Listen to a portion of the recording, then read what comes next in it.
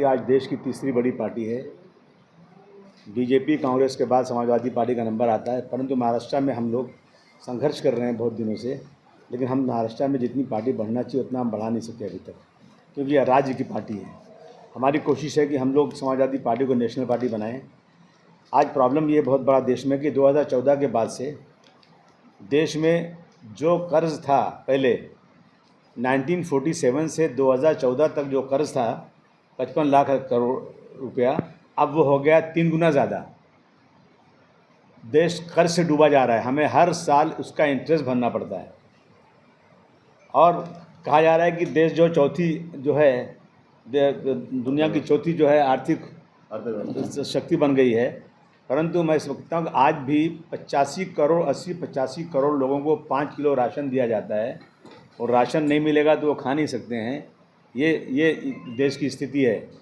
महाराष्ट्र में पैसे नहीं है, अभी डेवलपमेंट काम बहुत रुका हुआ है।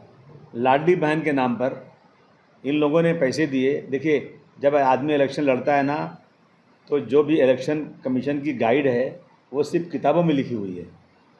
लोग कितना खर्च करते हैं आप सब अच्छी तरह जानते हैं। बहुत सारे लोग वोटर को पैसे भी देते हैं, हालांकि सब गलत है ये, लेकिन बहुत से लोग देते हैं वोटर को पैसे।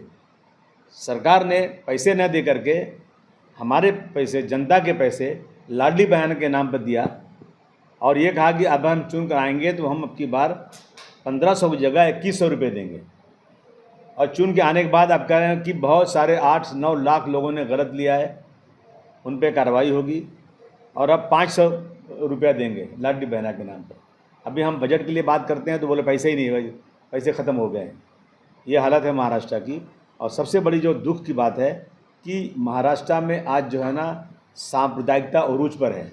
एक चुना हुआ आदमी 4 फुट का है, उसकी हैसियत कुछ नहीं है, परंतु खुलेआम कहता है कि हमारी सरकार हिंदुत्व की सरकार है। हम कहते हैं ये सरकार सेकुलर सरकार है। देश में संविधान है, और संविधान की कसम 2-2 बार खाने वाला आदमी, एक बार आमदार बनता है तो शपथ लेता है, दूसरा उसके बाद जब बनता है वो मिनिस्टर बनता है तो शपथ लेता है, लेकिन वो कह रहा है हमारी हिंदुत्व की सरकार है, हम मस्जिद में घुस के लोगों को मारेंगे, मस्जिद का लाउड स्पीकर उतारेंगे। इस तरह की चीज़ें महाराष्ट्र में हो रही हैं। आज महाराष्ट्र में जो मस्जिदों पर लाउड स्पीकर लगा हुआ है, उस लाउड स्पीकर को मुंबई में उतारने की बड़ी ज़ोरदार से चल रही है। कि सुमैया हर एरिया में जाते हैं पुलिस को लेकर के, मस्जिद का लाउड स्पीकर उतारो। देखिए, लाउड स्पीकर उतारने का कोई कानून नहीं है। जो भी कोर्ट का आदेश है वो ये है कि डिसिबल उसका जो मेंटेन करो। डिसिबल अगर मेंटेन नहीं होता है तो आप उस पर केस कर सकते हैं, फिर आप उतार सकते हैं। परंतु कह रहे डिसिबल हमको कुछ नहीं मालूम, हमें जो है ना इस लाउड स्पीकर को उतार कर वहाँ दूसरा एक स्पीकर लगाना है, जिस स्पीकर से आवाज़ आएगी नहीं और अजान कोई सुन भी नहीं सकता है। पूरे देश में चल रहा है, लेकिन सिर्फ महाराष्ट्र में ये चल रहा है। मस्जिद के बाहर नमाज नहीं पढ़ सकते। देखिए, मस्जिद के बाहर अभी मैं आज आ रहा था, देखिए हम किसी की शिकायत नहीं कर रहे हैं, हम अपने हिंदू भाइयों के साथ कदम से कदम मिलाकर, कंधे से कंधा मिलाकर चलते हैं। आज तक कभी किसी मुसलमान ने ये शिकायत नहीं किया कि सड़क पर त्यौहार क्यों मनाया जाता है। लेकिन आज अगर मस्जिद भर जाती है तो लोग मजबूरन, कुछ मस्जिदों में, हर मस्जिद में भी नहीं, बाहर 5-10 मिनट के लिए नमाज़ पढ़ने आते हैं।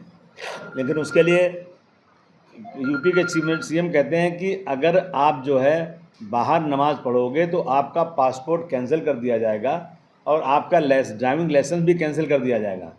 मैं आ रहा था अगर पूना से, तो मुझे लोगों ने कहा कि पालकी जाने वाली है, जल्दी जाएंगे नहीं तो फिर रास्ता जाम हो जाएगा। रास्ता जाम हो रहा है, हमने कभी मना नहीं किया, लेकिन हमारी मस्जिद, हमारी नमाज के लिए, यानी ये जानबूझ करके ना इस देश में मुसलमानों के लिए ज़मीन तंग की जा रही है। वक्फ की ज़मीनें हमारी हड़पने का पूरा इरादा हो रहा है। जो 4-4, 5-500 सालों से मस्जिदें बनी हैं, कब्रिस्तान है, दरगाहें हैं, उन दरगाहों पर नज़र इनकी, उसको तोड़ करके सरकारी ज़मीन बनाकर उसको बेचने का सरकार का इरादा है। उसकी ये बहुत ही गलत हो रहा है। जबकि छत्रपति शिवाजी महाराज के राज्य में हिंदू मुस्लिम में कोई अंतर नहीं था। उन्होंने अपने राज्य में कितने मुसलमानों को बड़ी बड़ी पोस्ट दिए थे उन्होंने, और उन्होंने यहीं पे बाबा याकूब को, कोकन में जगह जो है, बाबा याकूब को उन्होंने 750 एकड़ ज़मीन दिया, और उस ज़मीन, आज भी उनके पास ज़मीन है, उस वक्त वक्फ का काम चल रहा है, भी नहीं सकता है। पूरे पूरे देश में चल रहा है, लेकिन सिर्फ महाराष्ट्र में ये चल रहा है। मस्जिद के बाहर नमाज नहीं पढ़ सकते।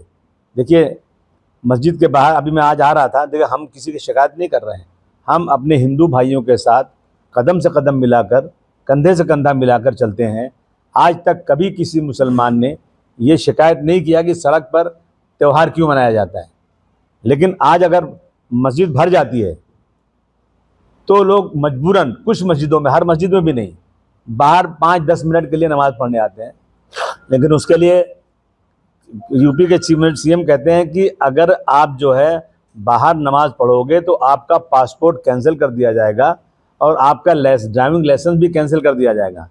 मैं आ रहा था अगर पूना से, तो मुझे लोगों ने कहा कि पालकी जाने वाली है, जल्दी जाएंगे नहीं तो फिर रास्ता जाम हो जाएगा।